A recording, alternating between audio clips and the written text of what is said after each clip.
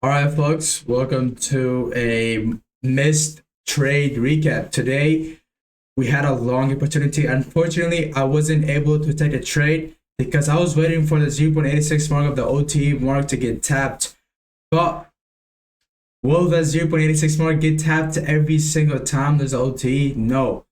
In a lower time frame, has a higher chance. On a higher time frame, not that much because the candles moves much lower, and he just moves to the drawn liquidity without, because higher time frame, 4 hour time frame, one can is every 4 hour, right? So in the higher time frame, won't move, but the lower time frame may move. But the problem with the lower time frame is it won't always get tapped, right? You may just tap the rejection block, go out, right?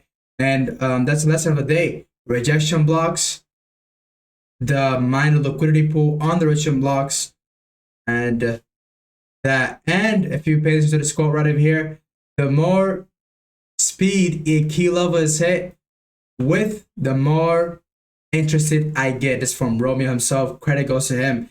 As you guys know, when the market is slowly dragging to the drone, which slowly dragging to your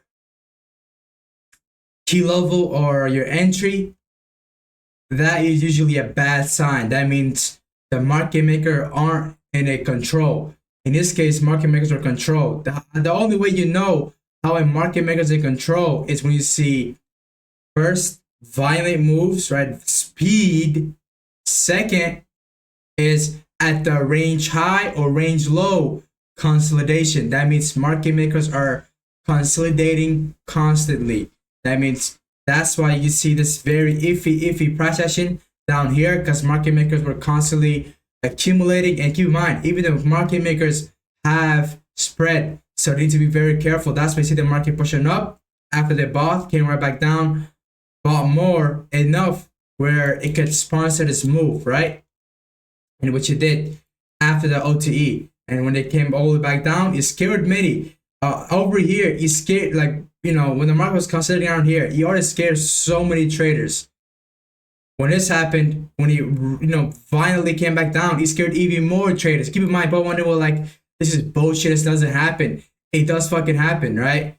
Market makers are just like me and you, right? They know that if the candle goes up, we get excited. When the candle comes violently down, we get emotional, right? It got me emotional a little bit, but I was waiting for the setup. I was waiting for my entry to get tapped, which never got tapped because my entry was overall on this low rather than this low. So I was waiting for the entry to get tapped. But during that duration, the market going down aggressively, I did feel some sort of emotion, and that's true just because of experience, right? The more you execute OTE, the less experience, the less emotion you get. But you first gotta get the experience. The only way you can get the experience is by constantly seeing that happen live market.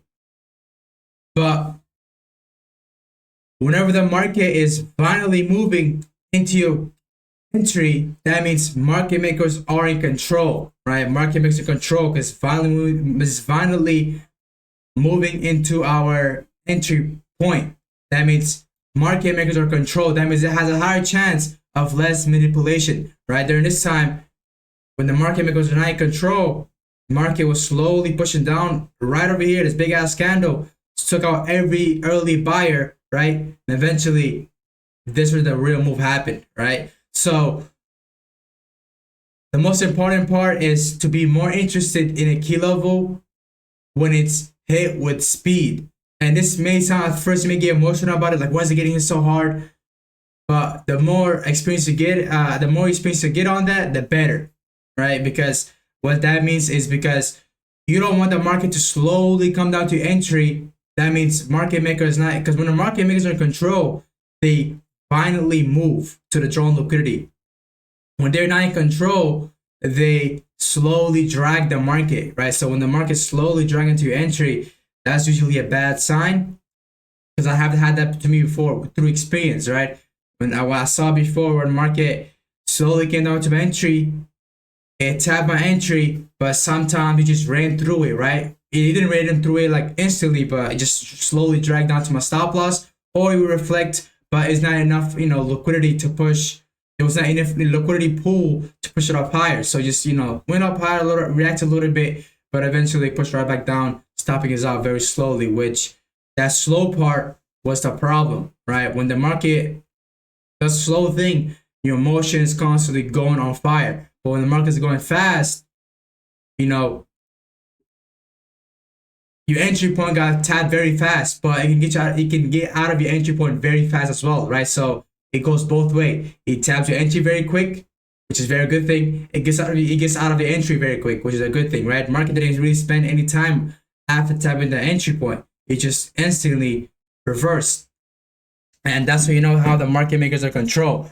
And at first, even myself, I was like, why would I want the market to tap my entry so quick? You know, they wouldn't that frighten me, but that's the psychology part of trading. Is the market maker is supposed to fuck you up, right? It's supposed to get you emotional. It's supposed to. Down here, I did get bored out, by the way. I did get bored out, but it just only comes to the experience. So, as you guys know, when the market consolidates and you're anticipating a low and it consolidates, that over there will be a low to be placed where it won't get contested, and it's still never gonna contested afterward, right? So it's meant to bore you out, which it did right over here because it consolidated a lot. This is market makers on full control, right? This doesn't happen on this time frame, it happens on many time frames. Let's go to the higher time frame on DXY. Actually, go to DXY right over here. On the low over here in the lower time frame, it consolidated a lot before it pushed, right? So it bored a lot of traders out. After that soup, after it bored a lot of traders out, then it eventually moved to the drawn liquidity very quick, right? Violent move afterward, right? Very violent move afterward without too many retracements. So that's one of the next lessons, is to know when the market is consolidating at your point of interest where you're looking for a position to trade. Know that, okay, it's going to be a potential low or high place where you won't get contested, where a low of the day or that low during a choppiness, when it creates a low, it will hold. It will not get retested or contested. And that's the next lesson. But before we talk about the lessons, in the further lessons, we have to go to the higher time frame, talk about why I was looking for longs here. As I said in my weekly market, market forecast, I was looking for shorts, but the market never tapped the key level, so I'm now looking for longs until the key level gets tapped. After the key level gets tapped, then I'm looking for shorts afterward.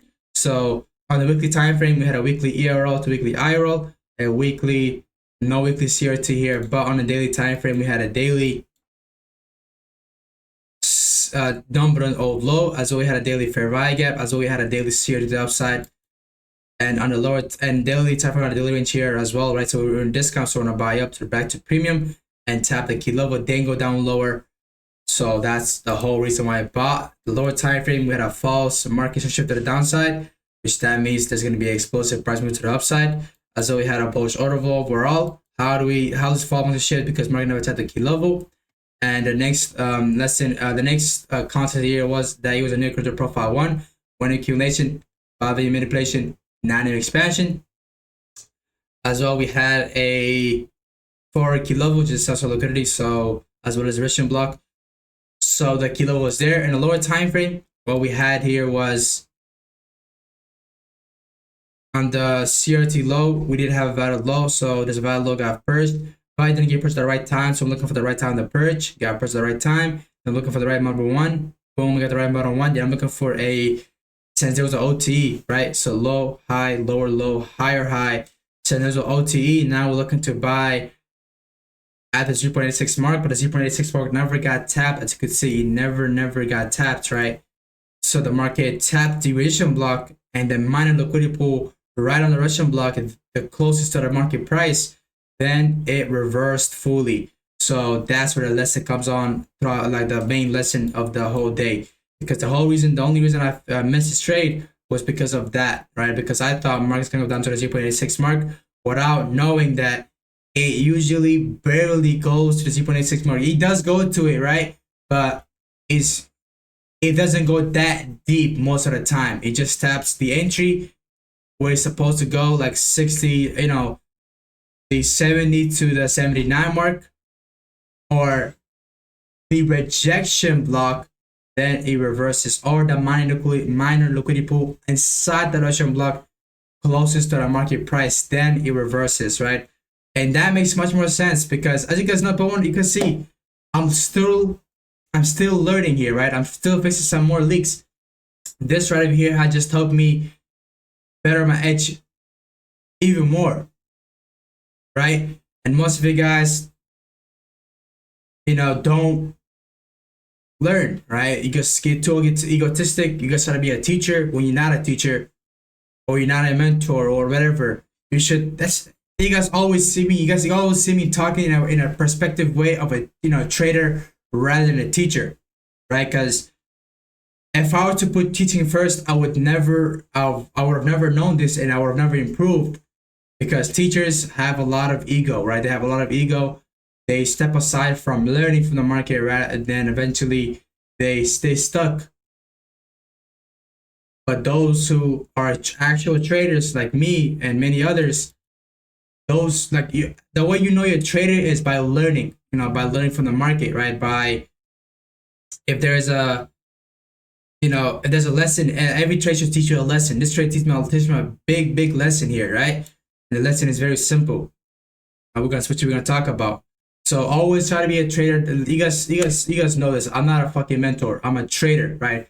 I'm first a trader, then a mentor, right? I'm not even a mentor. I haven't mentored anybody. I just do free mentoring on public, because the information I got the information I got was through sacrificing and losing a lot of money. But I can give you guys for free because you don't have to go through the same thing as me, and it's for free, and as well as I paid for it.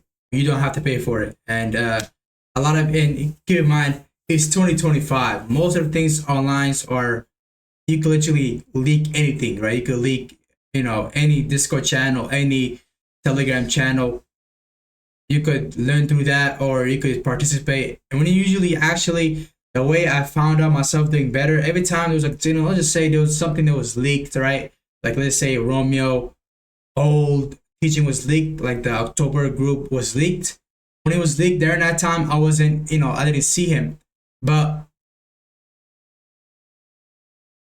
from now I could go back and look at his courses, right? But when there's a new course, I usually like to participate rather than just wait for the leaked videos, because all the leaked videos just give me the videos.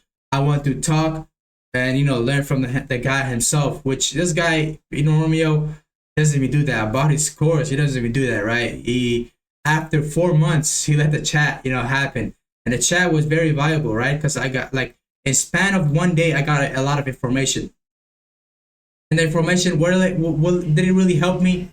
No, it didn't help me at all, because I already knew all the information, right? But it just gave me, I was like, okay, I'm thinking right.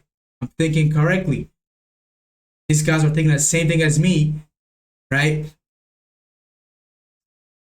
We were thinking correctly. We're on the same page, right? Even Romeo himself was on the same page as me. I was like, okay, I'm thinking correctly. I'm not thinking stupidly, right?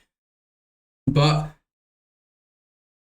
yeah, quick another lesson. But the lesson of the day is, I'm gonna read it out right now. The lesson is, let me go read it out. Let me go read it. Let me go take out my journal, because I journaled this, right? I could have, hey, keep my chat. I could have, should have, would have entered the threshold of self. Did I enter it? No, because I was like, I'm gonna wait, because I don't like to FOMO, right? And I had full control of myself. I don't want to FOMO, because yes, it may get me in a trade and I might be up, but that problem in the future. This is only one trade, by the way. This can hit take profit with a 12-hour take profit. I wouldn't give a shit, because there's a lot of trades that happen like this with CRT. Right? There is no missing days, right? I just want to learn, because if I were to just enter the threshold, I wouldn't have the answer to this, right? Because let's just say this trade we missed it, but we learned. So in the future, when the same thing happens again, now we know to enter like over here rather than just missing the setup. But if if we take the trade on a threshold, it goes in our way. We don't really give a fuck up. We don't really give a shit about why the market went all the way down there, or we didn't really pay attention because we were making money. When that happens, is we forget the lesson, right? We forget the lesson about we should have entered here. It should have been a better entry. I should have not FOMO'd, because in the future, if the same thing happens, I'm missing out on making more money. I'm missing out on more RR, which RR is king, right? If I miss out on more money, I'm making less. But in this case, I'm making. If that happens in the future, now I make it rather than make less or miss it, right? So it's is a win-win scenario, a scenario. Although I didn't take a trade, I gave the public to the Discord. I gave it to down to the Discord, to the Telegram, right? This is a Telegram. Give me a Telegram real quick. This right here with a Telegram photo. Let me go and take it here. How do I copy? Right. So this is the before math, right? So, and this aftermath. I gave it to the public, right? The public could have taken that, but this is, in my eyes, I'm not, as I said before, I said I'm not a mentor or a signaler or any of this shit. I'm a trader, right? I don't like to be called as a mentor. That's why actually, to be honest, that's why to give you guys a real answer why I stopped Discord. And the Telegram's still going on. This is like to have a little sympathy, right? To guys, to give you guys a little, to give you guys a little advantage, right? Because you could watch my YouTube is alone, is a lot of sauce here. This video alone is a lot of sauce, but the Telegram, just to give you a little more insights, right? Which I don't even have to do the Telegram because I don't, I truly don't need to even, I truly don't need to do any of these, right? But the thing is that YouTube, I have to do it because my journal, right? I don't have no more journal, right? The only journal I have this, I do have private journal, right? But which is more videos. But those videos are only private to me. But I have these, public, journals, which I need, which you guys can watch, learn from it, or, whatever. But it's a journal, so I must always execute it because without the journal, the only reason I have been learning and improving was because of the journal, but because of this video, right? Without this video, I wouldn't be learning, I wouldn't be improving. Because this trades, yeah, it's I missed it, but in the future I won't, right? It's this one trading day doesn't define what's gonna be outcome, right? One win doesn't make me feel bad or sad, right? I'm not here to be, happy or sad based on one trade. I'm here to be happy. I'm here to be consistent and great for years and years and years, for decades, right? Rather than just being fucking excited about one trade, sad about one trade. Doesn't work like that, right? So let's not get off track, but the lesson is very simple. We're going to start and read out right now. Lesson number 1. The more speed a key level, which is my entry, is hit with, the more interest that I get. That means market makers are in control. They're pushing price up a certain point to reflect out of it. That means the market makes sense. The market makers are in control. I want to be in the market. If the market makers in the market, I want to be in the market. If they're not in the market, I don't want to be in the market. As you guys know, they don't participate every fucking day. They go based on time, right? Why does stock is resouped? Because of time, right? They go based on times. Keep that in mind. And this right here, this the thing I just said, the lesson was from Romeo himself, and he's a really real G, as well as Tom Dante. I couldn't find Tom Dante's a tweet about this because my dumbass didn't reposted it, which resonates a lot. You don't want the market to slowly drown into your point of interest. You want the market to aggressively hit your point of interest. And the next lesson is, when there's an OTE on the lower time frame, I only enter at the resistance block if there is a minor liquidity pool, which is a higher low inside the resistance block. The one closest to the market price, I take that total soup of it. If there is no minor liquidity pool inside the resistance block, I enter the resistance block itself. Since I either get the same risk reward ratio, which I enter resistance block, or I get a greater